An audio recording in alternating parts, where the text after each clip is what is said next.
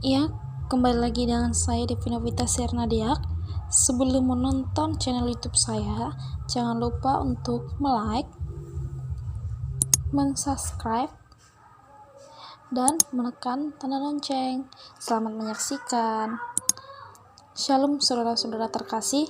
Renungan untuk kita hari ini tertulis dalam kitab Yohanes 5 ayat 4. Beginilah isi firman Tuhan. Sebab sewaktu-waktu turun malaikat Tuhan ke kolam itu dan menggoncangkan air itu, barang siapa yang terdahulu masuk ke dalamnya, sudah goncangan air itu menjadi sembuh, apapun juga penyakitnya. Saudara-saudara terkasih, tema kita untuk hari ini saya ambil dengan tekun dan sabar menunggu.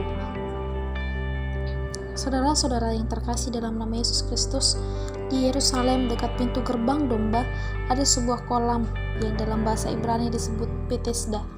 Di situ berkumpullah sejumlah besar orang sakit dengan bermacam-macam penyakit. Mereka menunggu goncangan air kolam dengan tekun dan penuh kesabaran. Di dalam nats ini dijelaskan, sebab sewaktu-waktu turun malaikat Tuhan ke kolam itu dan menggoncangkan air itu, barang siapa yang terdahulu masuk ke dalamnya sesudah goncangan air itu menjadi sembuh, apapun juga penyakitnya. Jika setiap orang sakit di situ harus menunggu dengan tekun dan sabar hingga tiba gilirannya, karena walaupun air telah tergoncang, jika ia tak dapat masuk ke kolam lebih dulu sewaktu airnya tergoncang, ia juga tak akan sembuh. Saudara-saudara terkasih, meskipun air kolam bergoncang, sulit bagi orang buta terjun ke dalamnya karena matanya tak dapat melihat dan mungkin ia akan terjatuh karena banyak sekali sandungan. Yang timpang pun sulit bergerak dengan leluasa karena kakinya tak berfungsi dengan baik. Lebih-lebih bagi orang lumpuh.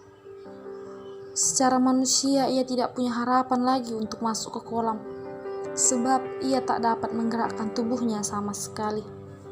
Saudara-saudara terkasih, kehidupan rohani pun mempunyai berbagai jenis penyakit, buta rohani, timpang rohani, dan juga lumpuh rohani. Yang mengalami kebutaan rohani tidak dapat melihat perkara-perkara besar yang sedang dikerjakan Tuhan. Yang timpang rohani, imannya mudah goyah oleh keadaan. Dan yang lumpuh rohaninya sama sekali tak mampu bertindak dengan iman sebab terbelenggu oleh berbagai ikatan iblis. Namun, semua orang sakit di kolam itu harus dengan tekun dan sabar menunggu di pinggir kolam. Saudara-saudara yang terkasih, orang Kristen sekarang ini tidak sabar menunggu waktu Tuhan. Kita ingin semuanya serba instan. Jika ternyata Tuhan belum menjawab doa kita menjadi kecewa dan marah kepada Tuhan. Kalau tidak mau bertekun dan sabar seperti orang-orang yang di kolam Bethesda, tak mungkin kita akan mendapat jawaban dari Tuhan.